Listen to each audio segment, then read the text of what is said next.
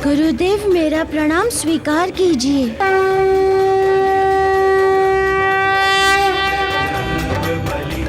मैं आपको यहाँ से बाहर निकालने के लिए आया हूँ। हनुमान, अष्ट सिद्धियों के ज्ञान के बल पर तुम यहाँ तो आ गए, किंतु मुझे यहाँ से बाहर किस प्रकार निकालोगे? आप चिंता ना करें गुरुदेव।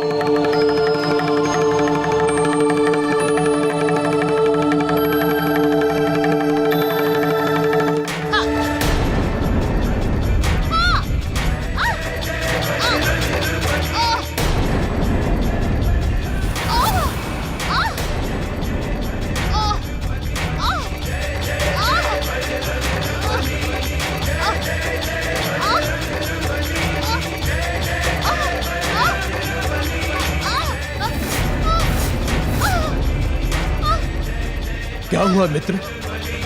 क्या घटित हो रहा है तुम्हारे साथ? तुम इस प्रकार क्यों कर रहे हो?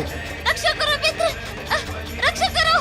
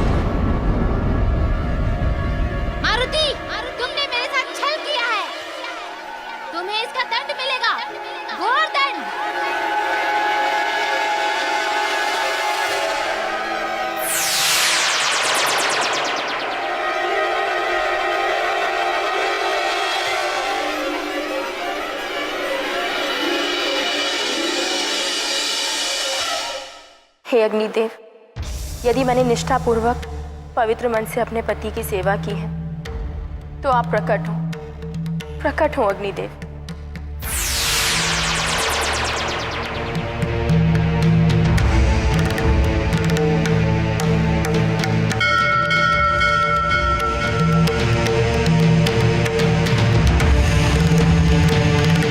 धन्यवाद अग्निदेव। अब आप इस हवन कुंड को प्रज्वलित करें ताकि मैं इसमें अपने जीवन की आहुति दे सकूं। मुझे क्षमा कर दीजिए देवी संज्ञा, परंतु मैं ये कार्य नहीं कर सकता। क्यों अग्निदेव, क्यों नहीं कर सकते आप ये कार्य? क्योंकि मैंने मारुति को इस हवन कुंड में अग्नि प्रज्वलित नहीं होने का वचन दिया है, और यदि आज इस हवन कुंड में अग्नि प्रज्वलित हो गई तो संसार में बहुत भारी अनर्थ हो जाएगा।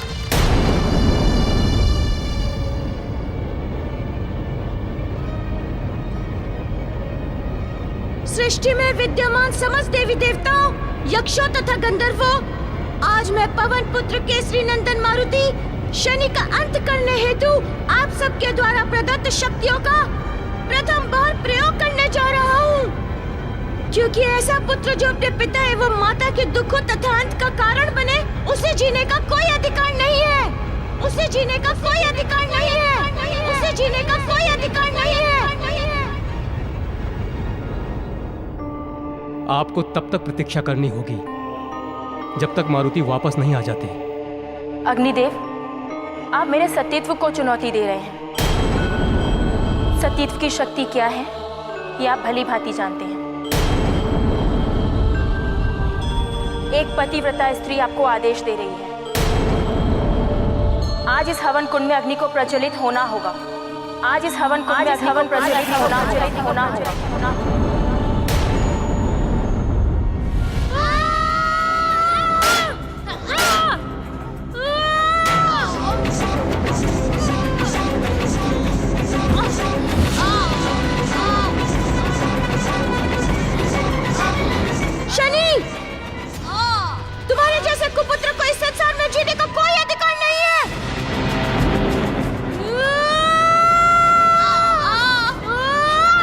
जाओ मारुति।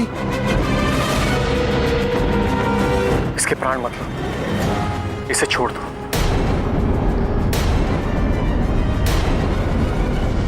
ये आप क्या कह रहे हैं गुरुदेव? आप उसे मुक्ति देने को कह रहे हैं जिसके कारण आज गुरु माता के प्राण संकट में है?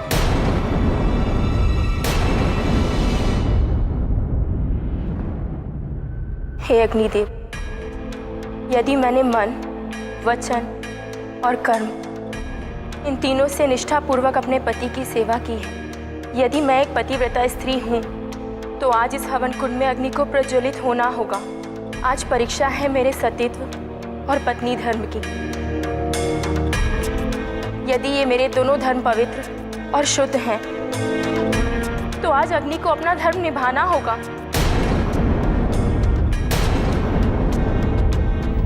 देवी, मुझे आपके सतीत्व के सम्मुख अपना वचन तोड़ना होगा और मैं अपना वचन तोड़ूंगा, अवश्य तोड़ूंगा।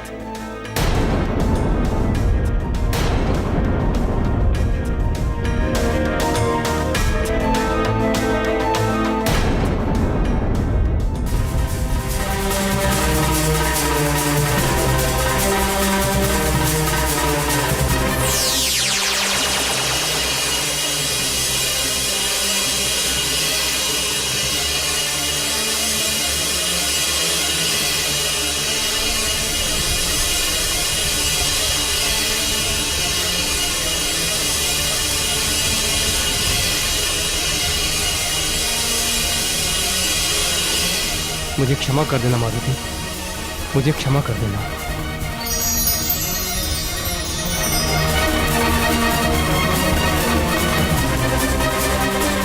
मैं विश्वकर्मा पुत्री संज्ञा इस संसार को साक्षी मानकर अपने जीवन का त्याग करने जा रही हूँ। मैं विश्वकर्मा पुत्री संज्ञा इस संसार को साक्षी मानकर अपने जीवन का त्याग करने जा रही हूँ।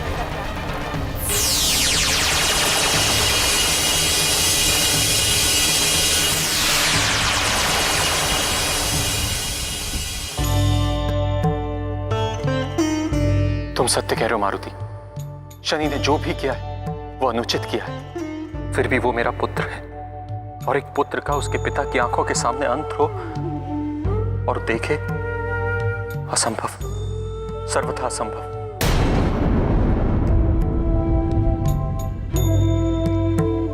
एक पुत्र का अंत पिता को सहन नहीं हो सकता मारुति। इसलिए पुत्र, इसे क्षमा कर दो।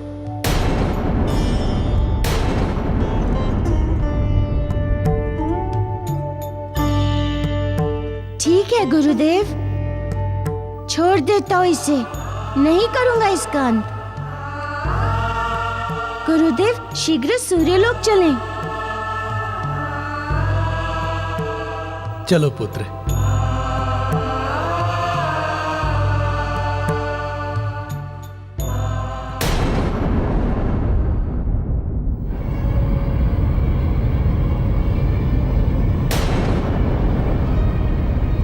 पुत्र शनि, उठो पुत्र, देखो मैं आ गई। अपनी आंखें खोलो पुत्र।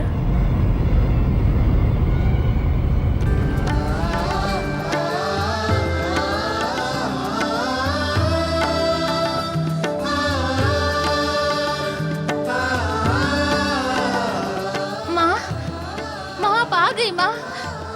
मुझे पूर्ण विश्वास था कि आप अवश्य आएंगी माँ। मैं तुझसे दूर कभी गई नहीं थी पुत्र जो वापस आती। अब आप मुझे छोड़कर कभी मत जाना माँ, कभी नहीं। मैं क्यों जाऊंगी पुत्र, परंतु तू स्वयं मुझे अपने से दूर कर रहा है। नहीं माँ, ऐसा मत कहिए माँ, ऐसा मत कहिए। तेरे निराधार हट के कारण मुझे ऐसा कहना पड़ रहा है। जब देवी संज्ञा नहीं रहेंगी तो ये उनकी छाया कैसे रहेगी? देवी संज्ञा है तभी तो उनकी छाया है ना। जीव के बिना उसकी छाया का कोई अस्तित्व नहीं होता पुत्र। तुमने तो जिनसे ये छाया है उन्हें ही जीवन त्यागने का आदेश दे दिया। पुत्र, तूने मेरी कोख से जन्म अवश्य लिया है, परंतु वास्तव में तेरी माता देवी संज्ञा ही है, क्योंकि मैं ही संज्ञा हूँ और मैं ही छाया। हम दोनों का अलग कोई अस्तित्व नहीं है। हम एक दूसरे में ही समाहित हैं पुत्र। माँ, मैं सत्य समझ गया माँ, मैं समझ गया। तो जा पुत्र, जा, जाकर अपनी माँ का अंत होने से रोक ले। तेरे इस कार्य से समस्त संसार में पुत्र कलंकित होने से बच जाएगा। जा पुत्र, जा, जा।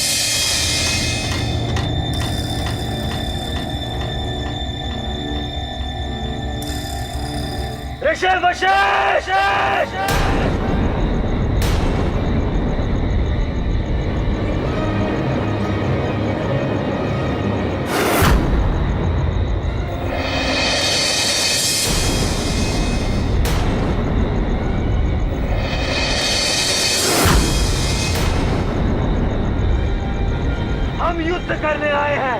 है कोई ऐसा आपके आश्रम में जो हमारा सामना कर सके?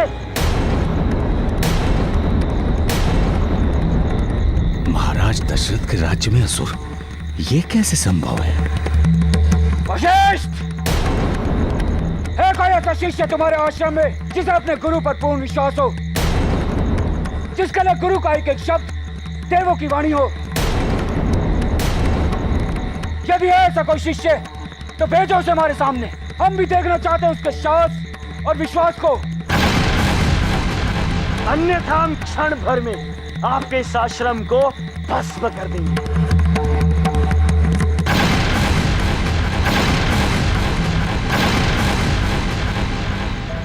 इसका अर्थ तो ये हुआ शिष्य की परीक्षा। कौन हो सकते हैं असुर? अवश्य ही कोई भेद है इसके पीछे।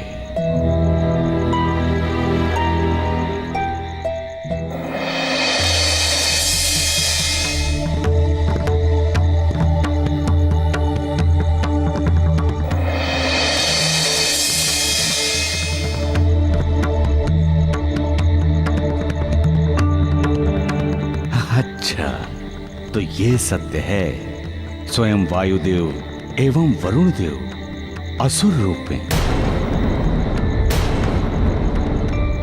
शिष्यों की परीक्षा लेने आए हैं। इसका अर्थ ये हुआ कि अवश्य परीक्षा का मूल राम से जुड़ा है। वशिष्ठ! तुम्हारी यह स्थिरता सिद्ध करती है कि तुम्हारे आश्रम में ऐसा कोई छात्र नहीं है जो अपने गुरु के लिए पूर्ण समर्पित हो। ऐसे में अपने आश्रम को भस्म होता देखने के लिए तैयार हो जाओ। नहीं, इसकी कोई आवश्यकता नहीं है। हमारे पास एक नहीं अनेकों ऐसे छात्र हैं जो तुम्हें तुम्हारी इस चुनौती का उत्तर दे सकते हैं।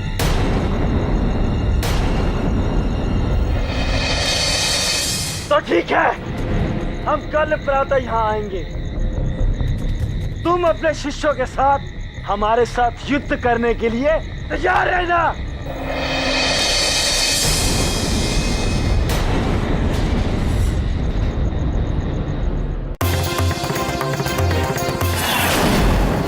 आपके इस अपराध का एक ही दंड है। आप अपने देह को नष्ट कर दीजिए तथा मेरी माता को मुक्त कर दीजिए। आपने बंदी बनाया है मेरी माता को अपने देह में। मुझे मेरी माता चाहिए, मेरी माता। चाहे उसके लिए आपको अपने देह क्यों न त्यागनी पड़े।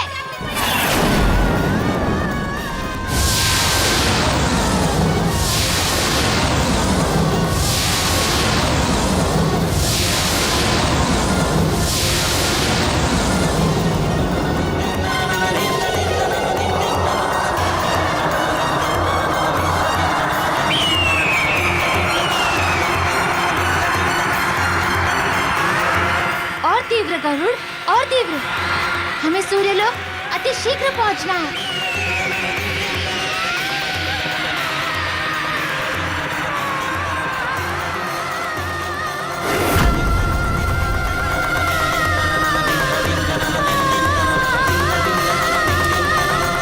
रुक जाइए देवी संज्ञा, रुक जाइए।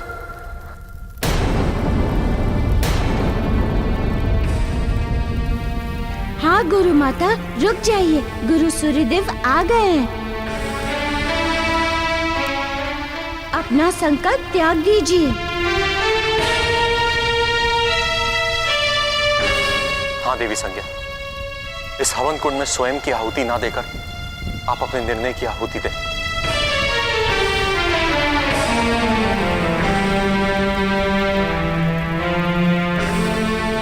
नहीं स्वामी, नहीं, अब ये संभव नहीं है।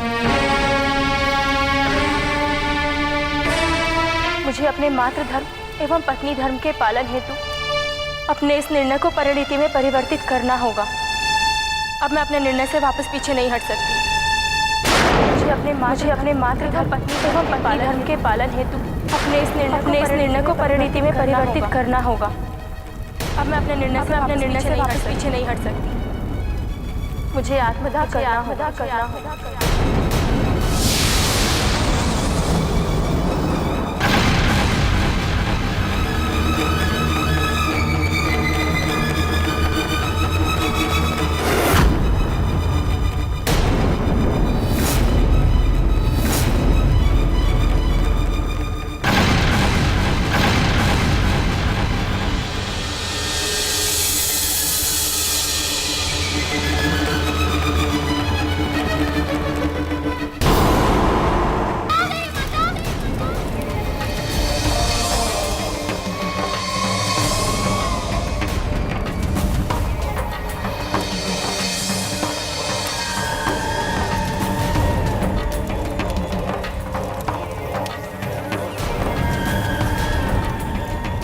मुझे क्षमा कर दीजिए माता, क्षमा कर दीजिए।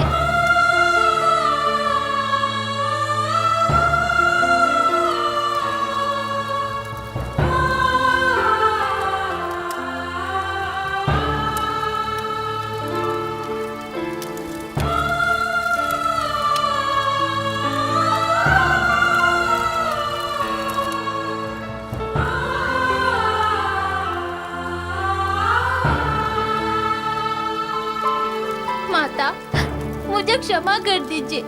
मैंने आपको और पिताजी को न जाने क्या क्या नहीं कहा, कितने आघात पहुंचाया मैंने आप दोनों को। मैं पुत्र कहलाने के योग्य नहीं हूँ, कलंक हूँ मैं पुत्र के नाम पर। नहीं पुत्र नहीं, ऐसा मत कह पुत्र। तूने तो एक पुत्र का माता के प्रति लगाव का, मोह का, एक माता के प्रति अगाध प्रेम का प्रमाण दिया है पुत्र। तेरे मातृ प्रेम का तो संसार उदाहरण देगा पुत्र। माता, आप कितनी अच्छी हैं। आपने मेरी उद्दंडता, मेरी अभद्रता एवं कटुता को प्रेम की तुला पर रख दिया है। कृपया मुझे मेरे अपराधों के लिए क्षमा कर दीजिए माँ। अब मुझसे कदापि भूल नहीं होगी। मैं जान गया हूँ कि आप ही मेरी माँ हैं। अब आप अपने इस आत्मदाह के निर्णय को त्याग दीजिए। आप ही मेरी माता है और सदैव आप ही मेरी माता रहेंगी। मेरे पुत्र शनि, आजा, आजा मेरे पास।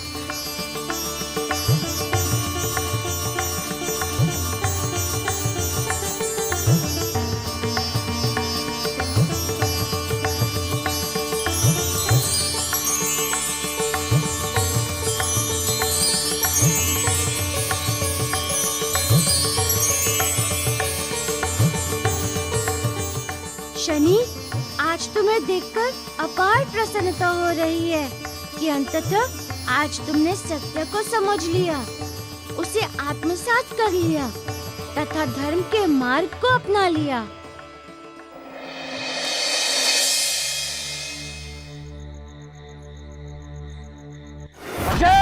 एक ऐसा शिष्य तुम्हारे आश्रम में जिसे अपने गुरु पर पूर्ण विश्वास हो। यदि है ऐसा कोई शिष्य तो भेजो उसे हमारे सामने। हम कल प्रातः यहाँ आएंगे। हमारे साथ युद्ध करने के लिए तैयार रहना। शिष्यों, आज मैं विकट समस्या में उलझ गया हूँ। कैसी समस्या गुरुदेव? राम, हमारे आश्रम को 2 असुरों ने युद्ध करने की चुनौती दी है। यदि कल प्रातःकाल तक उनसे युद्ध करने के लिए उनके समक्ष कोई भी उपस्थित नहीं हुआ तो वो हमारे आश्रम को नष्ट कर देंगे। और मूल समस्या ये है कि उनके साथ युद्ध वही कर सकता है जो गुरु की सही परिभाषा जानता हो, जो ये जानता हो कि वास्तविकता में गुरु का अर्थ क्या होता है।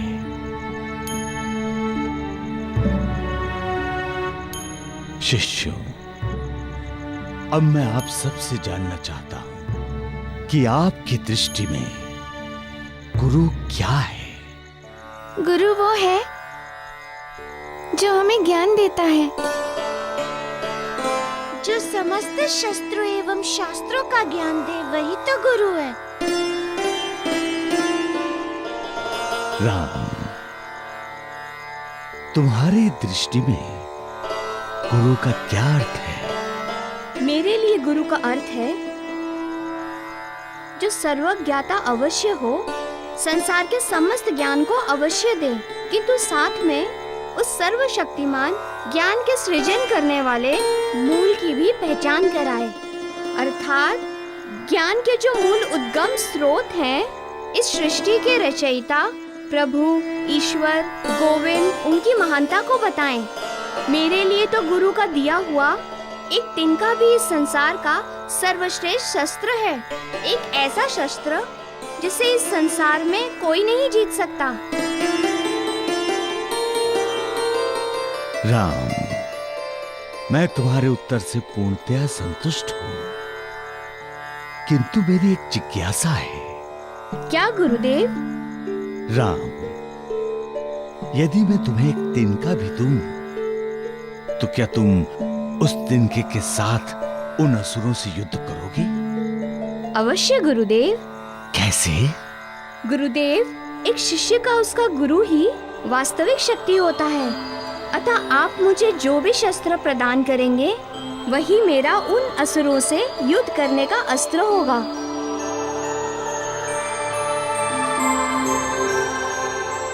तो ठीक है राम, कल प्रातःकाल मैं तुम्हें जो भी शस्त्र दूंगा, तुम्हें उसी शस्त्र के साथ उन असुरों से युद्ध करना होगा। और इसके लिए तुम अभी से मानसिक रूप से तैयार हो जाओ। जो आज्ञा गुरुदेव। कल्याण हो।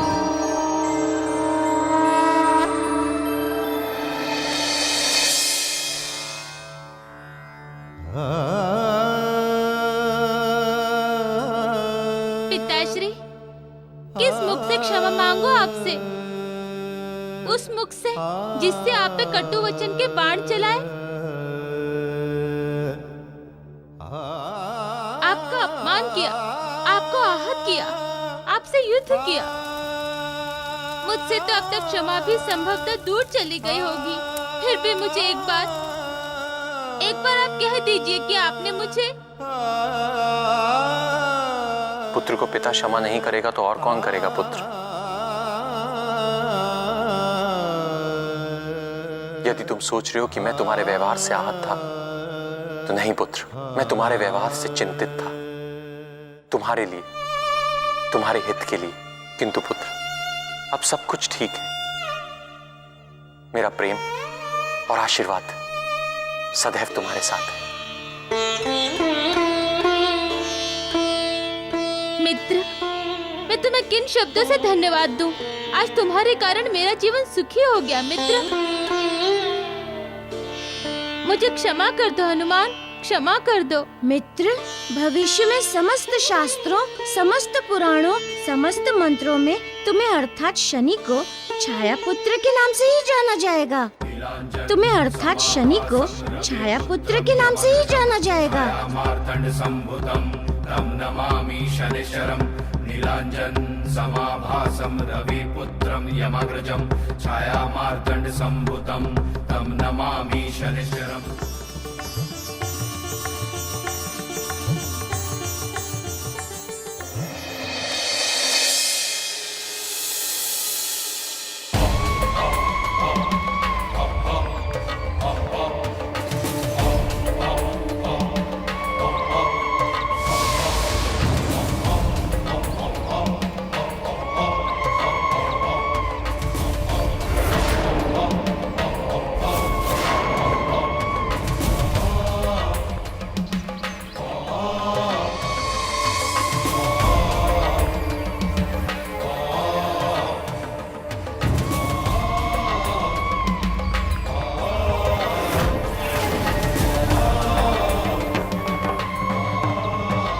ऋषि वशिष्ठ, हम उपस्थित हैं।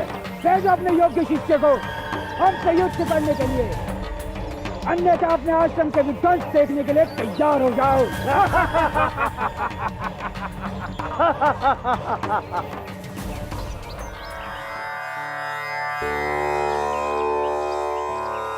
गुरुदेव, असुरों का आगमन हो गया है। कृपया मुझे शस्त्र प्रदान कीजिए ताकि मैं बाहर जाकर उनका सामना कर सकूं। उनकी युद्ध की चुनौती को परिणाम में परिवर्तित कर सकूं।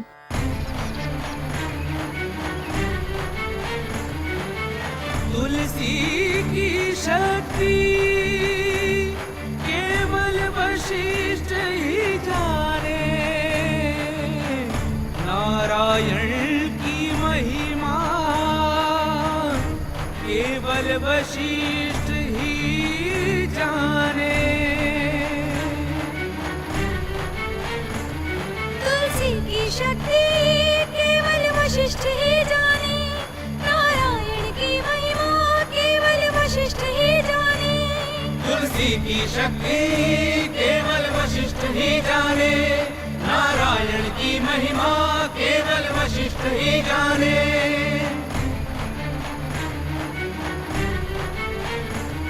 श्री राम ही नारायण है गुरु आज्ञाकारी और असुर विनाशी। ये जानते अभिषेक करें गुरु राम के हाथ में देते तुलसी। तुलसी की शक्ति केवल वशिष्ठ ही जाने, नारायण की महिमा केवल वशिष्ठ ही जाने।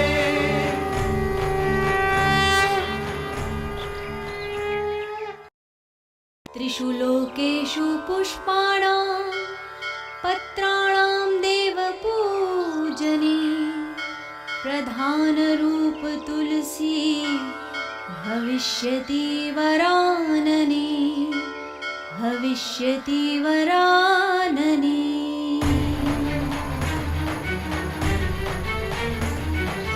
तीनों लोकों में देवों की पूजा सदा पुष्प पत्रों से होती, है प्रधान तुलसी पत्ती जिसमें माँ लक्ष्मी जी की शक्ति होती।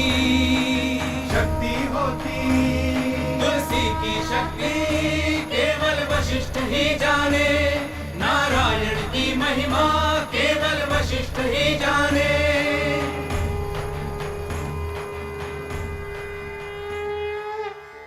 सस्नातः सर्वतीर्थेषु सर्वयज्ञेषु दीक्षितः, तुलसीपत्रतो येन योऽभिषेकं समाचरेत्।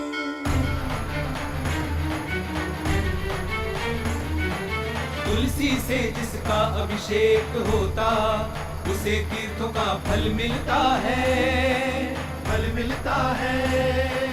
यज्ञों की शक्ति मिलती है उसको और योद्धा जागृत हो जाता है। तुलसी की शक्ति केवल वशिष्ठ ही जाने, नारायण की महिमा केवल वशिष्ठ ही जाने।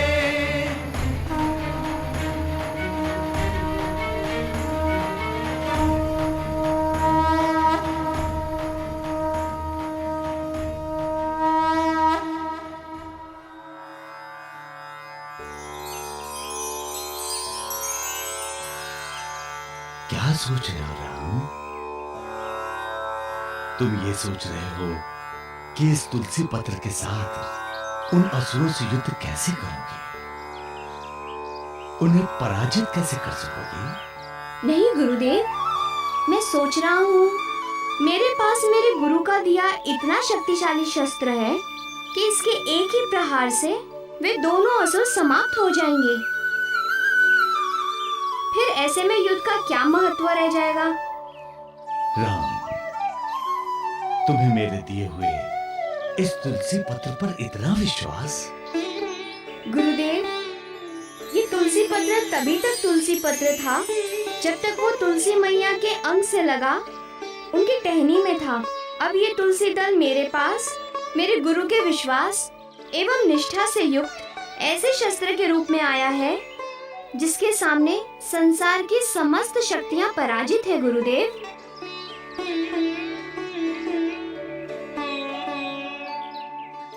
अब मुझे आज्ञा दीजिए गुरुदेव। आज्ञा है राम।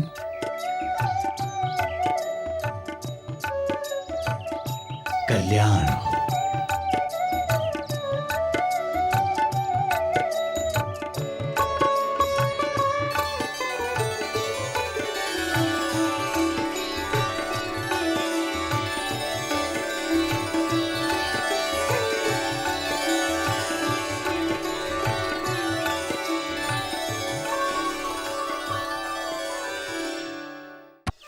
प्रतीत होता है कि ऋषि वशिष्ठ के पास हमसे युद्ध करने योग्य कोई शिष्य ही नहीं है। अतः हमें अपने अपने निश्चय अनुसार इस आश्रम को नष्ट कर देना चाहिए। आओ।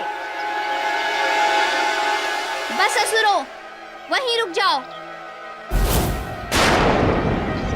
मैं चेतावनी देता हूँ, यदि तुमने एक पग भी आगे बढ़ाया तो तुम्हारे लिए अच्छा नहीं होगा।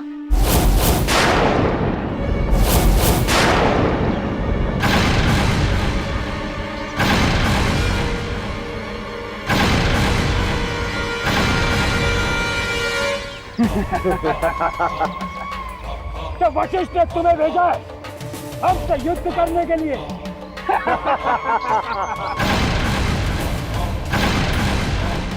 वो भी नियत थे बिना किसी शस्त्र के।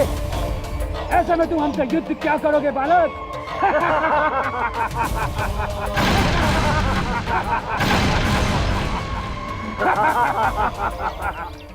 हमारे पास अस्त्र भी है और शस्त्र भी, ये देखो।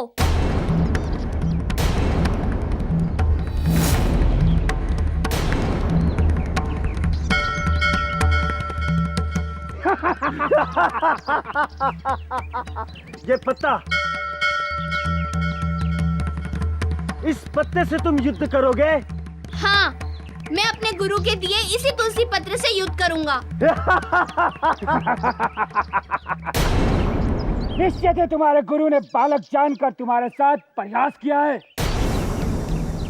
या उनकी मंशा तुम्हें समाप्त करने की है। तभी तो तुलसी पत्र देकर तुम्हें हमसे युद्ध करने के लिए भेज दिया। इस तुलसी दल को साधारण तुलसी पत्र समझने की भूल मत करना। इस पत्र में मेरी गुरु की निष्ठा, उनका विश्वास तथा उनकी शक्ति बसी है। तुम इसका सामना नहीं कर पाओगे।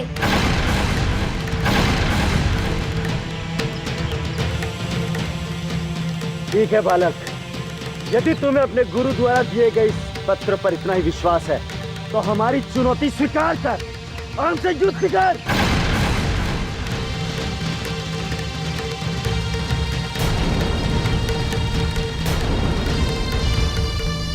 मैं वशिष्ठ शिष्य राम तुम्हारी चुनौती स्वीकार करता हूँ।